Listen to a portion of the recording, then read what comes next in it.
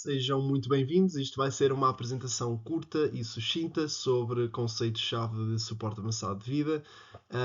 Gostava de referir que este é um tema de grande importância para qualquer profissional de saúde, de enfermagem ou médico, pois acaba por representar o conjunto de intervenções que são fundamentais para permitir a possível sobrevivência num doente em paragem cardiorrespiratória.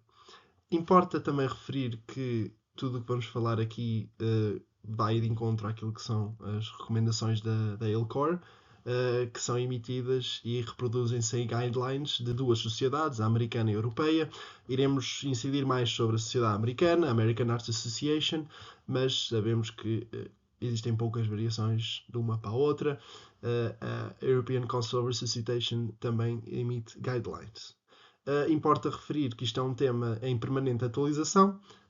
As guidelines que vamos referir correspondem aos anos de 2020 e 2021 e importa também referir que grande parte das publicações referentes a este assunto e as suas atualizações estão nos jornais como o Resuscitation, da European Council of Resuscitation, e o Circulation, da American Heart Association. Espero que gostem da apresentação e vamos começar. O suporte avançado de vida, ele difere bastante do suporte básico de vida, na medida em que envolve componentes técnicas e competências que são muito mais exigentes, envolve também um raciocínio clínico de alguma complexidade e, fundamentalmente, um trabalho em equipa interdisciplinar de muito boa qualidade. Ok? São desafios muito grandes. Contextualmente, este tipo de medidas pode ser aplicado a nível hospitalar, fora do hospital, portanto, extra-hospitalar neste caso, mas em qualquer contexto onde existam pessoas, essencialmente. Ok? Por isso, é mesmo muito importante que cada profissional de saúde saiba aplicar, ou pelo menos ter uma noção de conceitos associados ao suporte avançado de vida, para poder integrar equipas e prestar auxílio, tanto não só ajudando, mas também coordenando uma equipa de suporte avançado de vida. Bem, para começarmos a falar de suporte avançado de vida cardíaco, importa referir que as guidelines que vos vou apresentar agora inicialmente são as da American Heart Association, ok?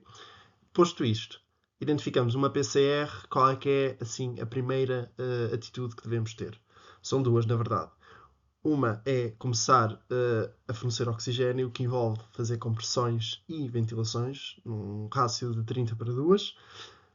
Não só, mas também ir buscar um desfibrilhador monitor, ok? O mais rápido possível, ok? São aqueles carrinhos de emergência que vocês veem no hospital, muitas vezes nos corredores, ok? Depois, quando vier o monitor desfibrilhador, o que nós vamos fazer é a análise de ritmo. Isto vai nos permitir dividir o algoritmo em dois grandes ramos. Vamos ter o ramo dos ritmos chocáveis, ali do lado esquerdo, que são as fibrilações ventriculares ou as taquicardias ventriculares sem pulso, e o grande ramo dos ritmos não chocáveis, que são as assistolias e atividades elétricas sem pulso. Ok? Bem, falando especificamente do ramo do algoritmo referente aos ritmos chocáveis, temos estes dois grandes ritmos que estão ali exemplificados, a fibrilação ventricular e uma taquicardia ventricular sem pulso, ok? Para a vossa referência. A primeira atitude que temos que ter é ir desfibrilhar o doente o mais rápido possível, ok? Portanto, carregamos o desfibrilhador, administramos um choque e, imediatamente a seguir, continuamos as compressões e as ventilações. Aqui importa também que, se o doente não tiver um acesso, colocar um acesso. Pode ser intravenoso, endovenoso, ou então pode ser intraósseo, ok? O que importa aqui é que tenhamos um acesso, porque no ciclo seguinte, depois da próxima análise de ritmo, no final dos 2 minutos, vamos ter que administrar um fármaco que é a adrenalina. 1 mg de adrenalina, ok? Endovenoso. Pronto. Cada análise de ritmo que decorre aqui, como vocês veem, se por acaso vemos que o ritmo deixa de ser chocável, vamos passar para outro ramo, ok? Uma coisa importante acerca destes ritmos chocáveis é que no final de 3 choques nós estamos perante uma fibrilação ventricular, uma taquicardia ventricular sem pulso refratária. E isto vai exigir a administração de um antiarrítmico, como a amiodarona, ok? Ao final dos 3 choques vamos dar uma amiodarona numa dose de 300 mg, ok? Depois vamos dar metade da dose, ou seja, 150 mg, ao quinto choque, ok? Posto isto, podemos falar dos ritmos não chocáveis. Pronto. Acerca dos ritmos não chocáveis, onde temos a assistolia, aqui uma coisa importante em relação à assistolia é que normalmente esta exige uma verificação de posição de elétrodos. Devemos aumentar a amplitude, ou seja, ganho do que está no monitor, ou seja, quase que ampliar o gráfico. Porquê? Porque temos de ter a certeza que aquilo não é uma fervilhança ventricular fina, ok? E importa também trocar a derivação, ok? Depois disto, sim, temos uma assistolia. Isto durante a análise de ritmo. E podemos ter uma atividade elétrica sem pulso. Atividade elétrica sem pulso pode ser um ritmo sinusal, uma taquicardia ou uma bradicardia, em que o doente apresenta sem paragem cardiorrespiratória. Pode ser um ritmo que não seja sinusal também, mas é um ritmo organizado, ok? Depois, o que é que nós fazemos nestes casos? Tendo em conta que não é um ritmo com indicação para choque, a coisa mais importante aqui é a administração de adrenalina, ok? A administração de 1 mg de adrenalina em venosa, ela vai ser feita logo no primeiro ciclo, ok? Ao contrário do anterior, que tinha sido feito no segundo ciclo. Depois de estar administrado, vamos continuar a fazer as manobras de RCP e, ao fim disso, vamos ver se o ritmo é chocável ou não. Ou seja, ao fim de 2 minutos.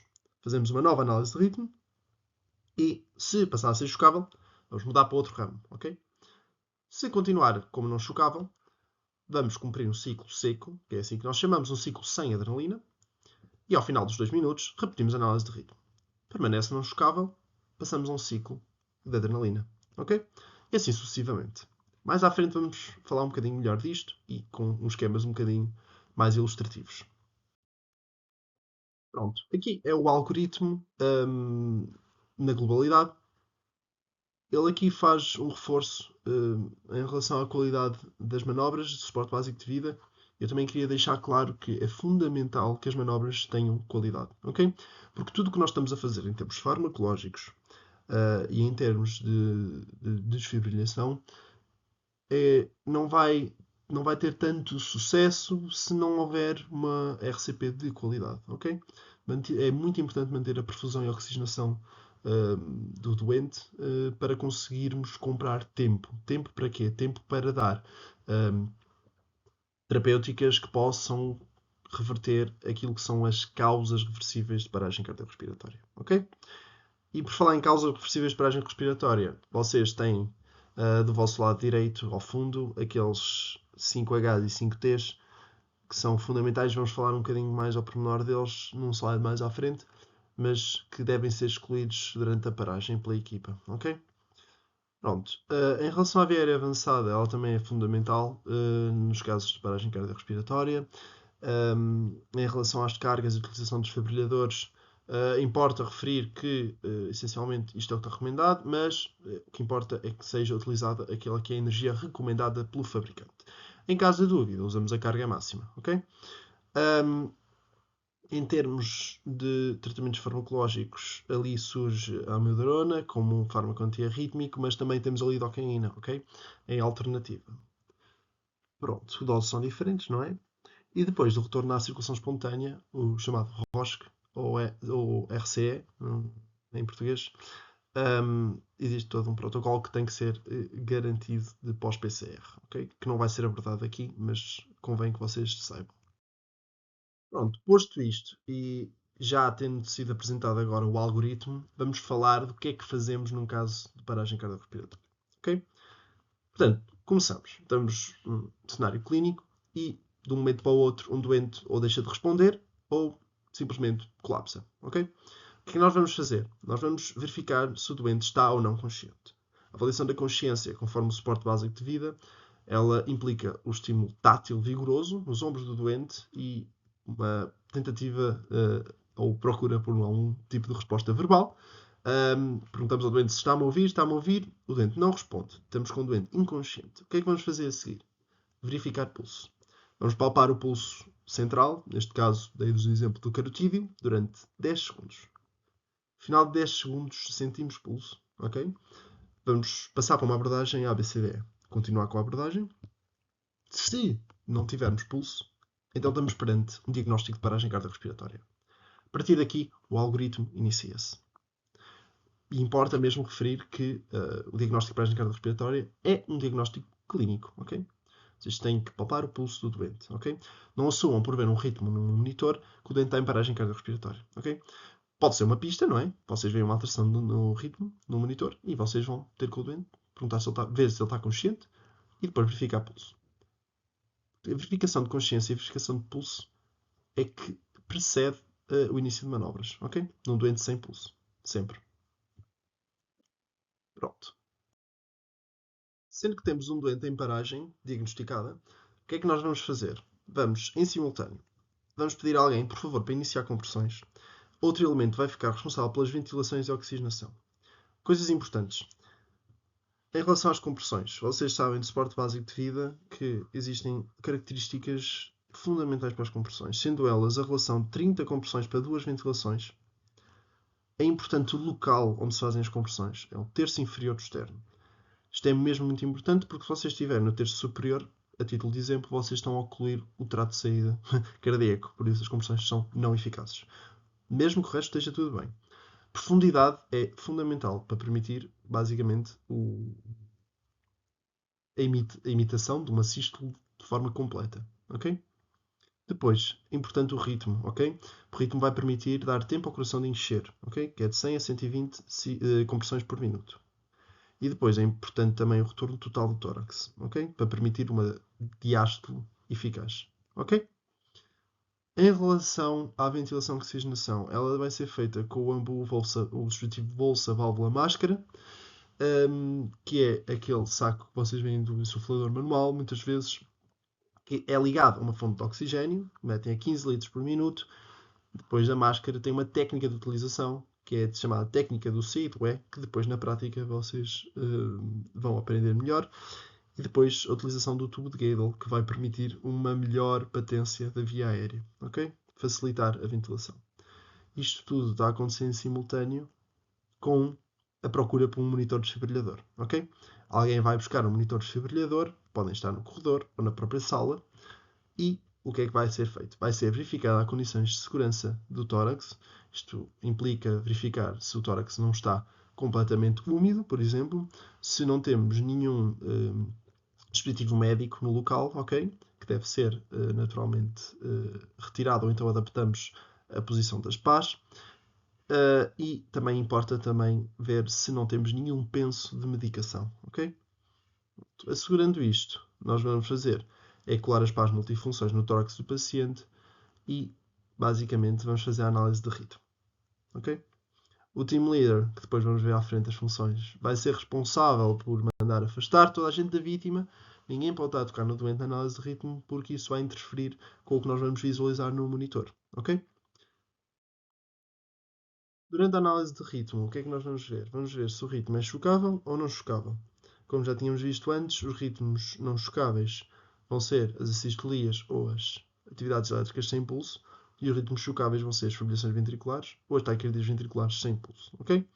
Como tínhamos visto antes, ritmos não chocáveis, atitude fundamental, as soon as possible, 1 mg de adrenalina. Nos ritmos chocáveis, a atitude fundamental, as soon as possible, é fazer uma desfibrilação do doente, ok? Pronto.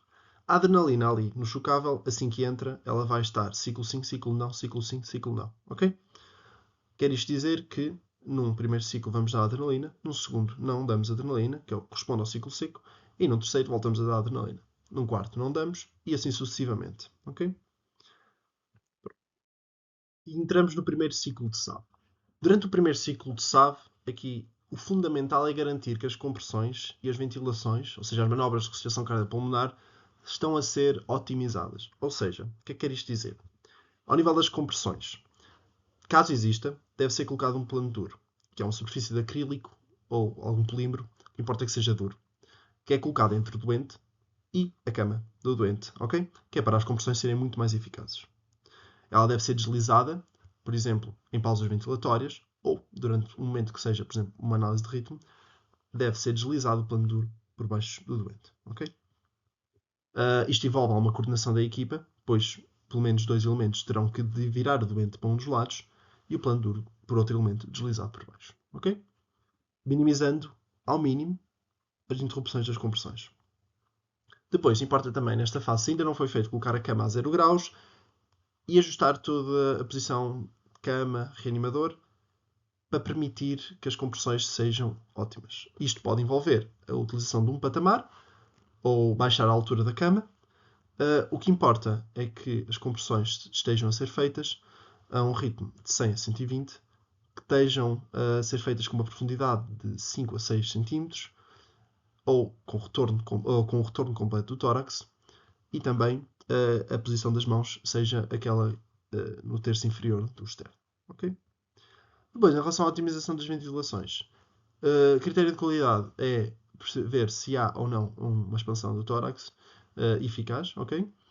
Cada ventilação, e ao mesmo tempo, caso não haja, vamos ter que tentar pesquisar por causas e tentar otimizá-las. Isto pode envolver melhorar a selagem da máscara, a utilização do tubo de Gödel, melhorar as manobras de extensão, verificar se o oxigênio que estamos a dar, o débito que estamos a dar, de facto está a ser todo entregue ao doente, ok? Olhar para o debitómetro e aumentar para os 15 litros por minuto se não o estiver. Aspirar qualquer tipo de fluidos que existam na cavidade oral do doente e garantir que estamos a fazer 2 ventilações a cada 30 compressões. Ok? Ao mesmo tempo, vamos tentar fazer um pedido de ajuda. Este pedido de ajuda, dependendo do contexto em que estamos, pode ser a diversas entidades. Ok? Depois, ao fim de 2 minutos, vamos entrar numa nova análise de ritmo. Ok? Nesta nova análise de ritmo, entramos em nova fase de análise de ritmo. Na análise de ritmo, vamos perceber se estamos perante um ritmo chocável ou um ritmo não chocável. Okay? Se for não chocável, já sabemos, estamos num ciclo seco a seguir, por isso vamos ter que terminar o ciclo a tentar excluir causas de paragem e otimizar a parte da ventilação com uma via aérea avançada, eventualmente, mas a parte, em termos farmacológicos, mantém-se idêntica àquilo que já tínhamos falado. Se o ritmo for chocável, o que é que vai acontecer? Vamos administrar um choque e, nesta fase, vamos dar 1 mg de adrenalina. Portanto, 1 mg de adrenalina dado no segundo ciclo de suporte avançado de vida, que corresponde ao segundo choque. Aqui, a adrenalina vai entrar exatamente da mesma forma, ciclo sim, ciclo não, ciclo sim, ciclo não. Concretamente, se damos adrenalina no segundo ciclo de suporte avançado de vida, vamos ter que repetir a dose ao quarto e ao sexto e por aí adiante. Ok? Pronto. Importa referir que ao final dos 2 minutos vamos voltar a repetir a análise de ritmo. Coisas importantes em relação aos ritmos chocáveis. Ao final de 3 choques durante um episódio de paragem, nós vamos estar perante aquilo que é uma taquicardia ventricular sem pulso ou fibrilação ventricular refratárias e vamos administrar o antiarrítmico. A amiodarona, 300 mg de amiodarona endovenosa.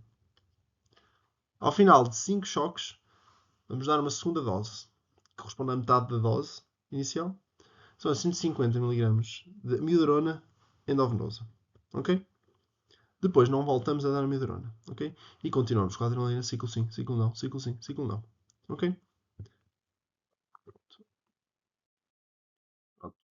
Nós normalmente temos o primeiro ciclo, onde tentamos otimizar as manobras de ressuscitação cardiopulmonar e fazemos o pedido de ajuda, mas no segundo ciclo, ele tipicamente está destinado para iniciar a revisão de causas reversíveis de paragem. Os chamados 5Hs e 5Ts, que vamos ver em pormenor já de seguida, e também neste ciclo podemos otimizar a questão da ventilação e oxigenação com a colocação de uma máscara laríngea ou uma via aérea avançada, ok? Ali, a título de exemplo, temos as máscaras iGel, ok? Pronto. Em relação às causas reversíveis de paragem, temos 5 causas reversíveis de paragem começadas por H e 5 por T. As começadas por H, temos ali à cabeça a hipovolemia, ok? A hipovolemia pode causar paragem naturalmente e pode ser, muitas das vezes, uma das medidas a dar fluidos ao doente, ok? Depois, numa hipoxemia, otimização da ventilação e oxigenação. Nos casos de hipercalemia e hipocalemia, podemos considerar algum tipo de correção, ok? Gluconato de cálcio, eventualmente. Nos casos de uma acidose, podemos também considerar a administração de algum agente reversor, bicarbonato. A hipotermia, tentar aquecer o doente, se for uma causa. Normalmente no hospital, em princípio não será, mas temos que excluir, quer seja contextualmente, quer seja do ponto de vista analítico, ok? Ou seja, medimos a temperatura do doente, vemos a temperatura a que o doente está, ok? Ou contextualmente, porque temos que perceber se o doente teve uma paragem num contexto de uma avalanche, por exemplo, é possível que tenha uma hipotermia, não é? Como causa de paragem. E grande parte aqui das causas reversíveis de paragem, nós vamos analisá-las também contextualmente. Por exemplo, primeira das três, trombose coronária. Se o doente para antes tinha tido uma dor torácica, é provável que, eventualmente, uma trombose coronária seja uma das causas. Não temos necessariamente, não fazemos ECGs em paragem, nem vamos estar a fazer outro tipo de exames, como cateterismos, eventualmente, em paragem. Se bem que, em alguns casos, isso pode estar preconizado. Isto tudo vai depender da escola em que nos encontramos, naturalmente. Depois podemos ter um tromboembolismo pulmonar, também contextualmente, mas não só. Podemos pedir uma ecografia e, eventualmente, verificar se há alguma formação, algum trombo ou sinais de hipertensão pulmonar. Ok? Vamos ter tóxicos, contextualmente, ou um sinal clínico. Tamponamento cardíaco, também poderá ser. E ainda o pneumotórax hipertensivo. Ok? Posto isto, nós vamos continuar para os ciclos seguintes a tentar excluir as causas reversíveis de paragem cardiorrespiratória e sempre a tentar otimizar as ventilações e compressões. Ok? Pronto, para tentar resumir isto, eu queria que vocês vissem estes dois cenários. O de cima, o cenário de cima, tem um friso cronológico da paragem. Cada bolinha laranja corresponde a um ciclo, ok? O espaço entre as bolinhas laranjas é um ciclo. Ok, primeiro cenário, ciclos com análise de ritmo, em que ritmos são desfibrilháveis. Ok? Ok, nesse caso, o que é que nós temos? Vamos ter a entrada da adrenalina ao segundo ciclo. Ao terceiro ciclo, vamos dar amiodarona. Depois adrenalina. Depois a última dose de amiodarona. Depois adrenalina. Depois não damos nada. Depois adrenalina. Depois não dávamos nada. E depois dávamos adrenalina. E assim sucessivamente. Ok? A amiodarona são 2 doses. A adrenalina é sempre ciclo sim, ciclo não, a entrar no segundo quando o ritmo é chocável. No friso de Braz, o que é que vocês veem? Veem o ritmo que é não chocável, ou seja, não damos nenhum choque, e a adrenalina entra logo no primeiro ciclo. Okay? E depois ciclo sim, ciclo não. Mas vocês podem perguntar nos casos em que há variações ou mudanças de ramo de suporte avançado. Pronto. Imaginemos casos em que há alterações ou mudanças de ramo do chocável para o não chocável ou vice-versa. Ok? Primeiro exemplo que tem aqui, primeiro friso. Começamos com um ritmo não chocável, ok? Não administramos choque. Fazemos um ciclo. No primeiro ciclo damos a adrenalina, conforme aquilo que está preconizado. No segundo ciclo não vamos administrar nada. No terceiro ciclo damos o primeiro choque, ok? Mas neste ciclo vamos ter que dar a adrenalina. Porquê? Porque a adrenalina entrou no primeiro e passa a ser ciclo sim, ciclo não, ok? Depois, no ciclo seguinte, vamos perceber que continuamos em ritmo chocável, ok? Vamos administrar o choque. Ao final do terceiro choque, vamos dar a amiodarona, que coincide com o novo ciclo de adrenalina. Ok? E a partir daqui, a amiodarona seguinte vai ser dada no ciclo de adrenalina. Ok? Porque corresponde à fase em que damos 5 choques. A partir daqui, não voltamos a dar a amiodarona e passamos a dar a adrenalina. Ok? No exemplo de baixo, começamos com ciclos chocáveis. Ok? A adrenalina vai entrar no segundo ciclo. Ok? E o que é que vai acontecer? Nós vamos ter uma interrupção, passar a ritmos não chocáveis. Ou seja, não vamos dar a amiodarona no terceiro ciclo, neste caso, ok? Porque não houve 3 choques. Só ao terceiro choque é que vamos dar a amiodarona, ok? Dando a amiodarona, nós depois entramos, neste exemplo, a amiodarona entra em alternância com a adrenalina, ok? Damos a amiodarona, depois nesse ciclo seguinte vamos dar uma dose de adrenalina e depois, quando reparamos que temos 5 choques, vamos dar a última dose de amiodarona. A partir daqui, vamos entrar com adrenalina, ciclo sim, ciclo não, ciclo sim, ciclo não. Pronto. Bem, depois, em relação às funções de cada um, existem 5 funções assim, fundamentais num contexto de suporte avançado de vida. Temos a função de team leader, e o team leader vai estar responsável por liderar a equipa, a grande parte da tomada de decisão e a gestão dos recursos humanos que tem, ok? O team leader normalmente encontra-se aos pés do doente, ok? Tem que estar numa posição hands-free, ok? O ideal é que ele não esteja a executar nenhum gesto e o que ele vai fazer é tentar coordenar toda a atuação da equipa, ok? Depois temos outra função muito importante que é a do anotador. O anotador vai estar responsável por fazer os registros. Os registros vão contemplar o número de choques, os ciclos, os fármacos, em que momento foram dados, o estado do doente, o que é que já excluímos ou não excluímos, para depois, eventualmente, se for preciso, durante a paragem ou depois da paragem, revisitar o que foi feito, estar tudo concentrado e direito num documento. Ok? Vai estar também responsável, tipicamente, pela cronometragem. Ok? Portanto, como sabemos, há ciclos de 2 minutos que têm que ser cronometrados. Cada 2 minutos, cada análise de ritmo. Ok? Pronto. Depois temos aqui duas funções também fundamentais que vão trocar entre si a cada 2 minutos, que é quem está responsável pelas ventilações e quem está responsável pelas compressões. Ok? Depois temos outra função, que é os fármacos. Quem está responsável pela administração dos fármacos e a colocação de acessos. Ok? Pronto. Basicamente, estas funções elas podem também estar associadas de certa forma às funções de uma abordagem ABCDE, ok?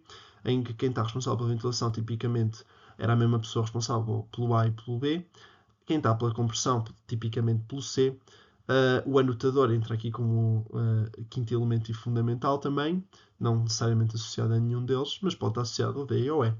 Os fármacos também, D e ao E, e o team leader, naturalmente. E pronto, e finalizamos assim o nosso breve resumo do suporte avançado de vida. Esperamos que tenha sido esclarecedor dentro do possível, não é? E contamos convosco se quiserem participarem tanto nos workshops como em competições nesta área, que são sempre muito entusiasmantes e gostamos muito de ver que há sempre muito interesse à volta dessas atividades. Obrigado.